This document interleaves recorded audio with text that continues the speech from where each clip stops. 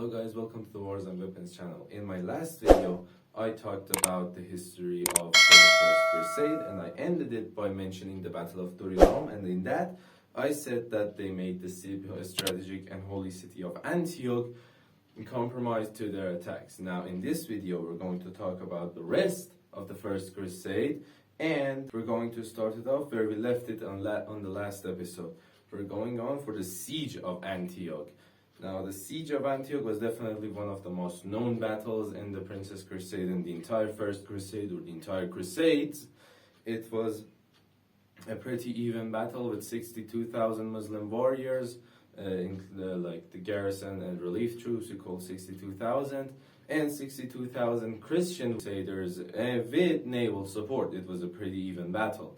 The Christians went on and they decided to siege the strategic city of Antioch, and after the siege went on for a few days, and after that the Christians have had enough. They decided to take the risk, they take the 50-50 risk, and got their money's worth by capturing Antioch and getting their supply routes extended, making it easier to capture the rest of the cities.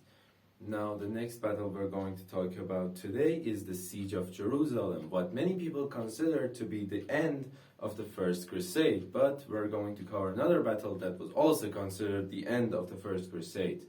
Well, the city of Jerusalem at the time was not under the control of the Seljuki Turks, but under the control of the Fatimid Caliphate of Egypt. So the Christians gathered their force of 12,200 men and marched toward Jerusalem and sieged and the city, making the city vulnerable. And later on, they attacked the city again and they managed to capture it like Antioch, and then they managed to establish the Crusader states, which were a few states that were tasked with controlling the cities and regions of the Holy Land to protect them without the Christians and other people like the European governments having to interfere with them. So they were like self-sufficient. The French didn't have to support them, the Spain didn't have to support them, the Byzantine Empire didn't have to support them. They were established to maintain the safety of the Holy Land without the help of the European governments. After Jerusalem was captured, the Fatimids, of course, weren't happy. No one would be after one of their cities would be captured.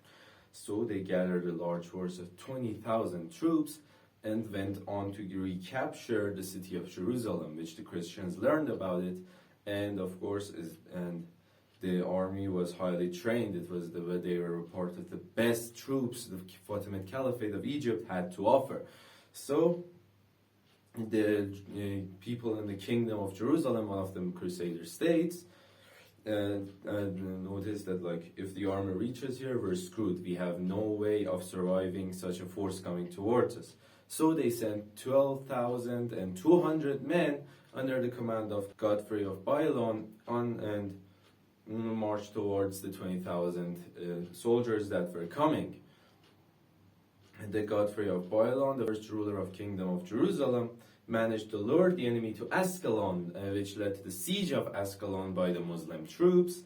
So they sieged the city, and then they decided to sleep outside on their siege camps. Then they didn't leave as many guards as they should, which was a grave mistake, causing their loss in this battle.